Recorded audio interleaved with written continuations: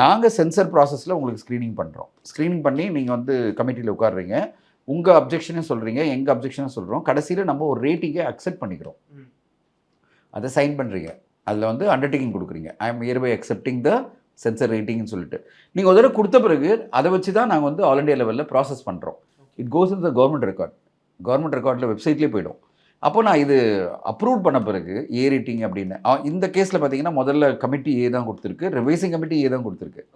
இப்போ இவங்க என்ன பண்ணியிருக்கலாம்னா ட்ரிபியூனல் போயிருக்கலாம், ட்ரிபியூனல் கோர்ட்டுக்கெல்லாம் போயிருக்கலாம். அவங்களுக்கு டைம் இல்லை.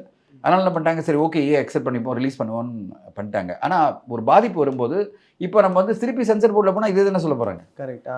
இப்போ நான் சொன்னது தான் சொல்லுவாங்க, ஏன் சார் நீங்கள் ஏன் அப்போ அக்செப்ட் பண்ணீங்கன்னு சொல்லுவாங்க. அதனால் என்ன பண்ணுறாங்க, இவங்க கோர்ட்டுக்கு போகிறாங்க.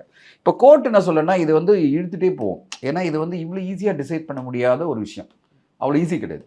அப்போ இந்த ஈஸியான முடிவு வரலன்னு வச்சுக்கலாம், அதுக்குள்ளே படத்தினோட ரன்னே முடிஞ்சிடும். ஒரு 2 வாரம் முடிஞ்சிச்சுன்னா இந்த கோர்ட் கேஸ் ஹியரிங்லாம் முடிச்சு டக்குன்னு கோர்ட்டு உடனே இல்லை ஏ ரேட்டிங் கொடுத்துருங்க அப்படின்னு சொல்ல முடியுமா? ஒரு ப்ராசஸ் இருக்குல்ல. இன்ஃபர்மேஷன் ப்ராட்காஸ்டிங் மினிஸ்ட்ரி வந்துடுவாங்க, அவங்களோட சைட்லேருந்து சென்ட்ரல் கவர்மெண்ட் வந்து அப்பீர் ஆகும். ஏன்னா இது வந்து ஒரு பெரிய ப்ராசஸ்னுடைய இது டிசிஷன்.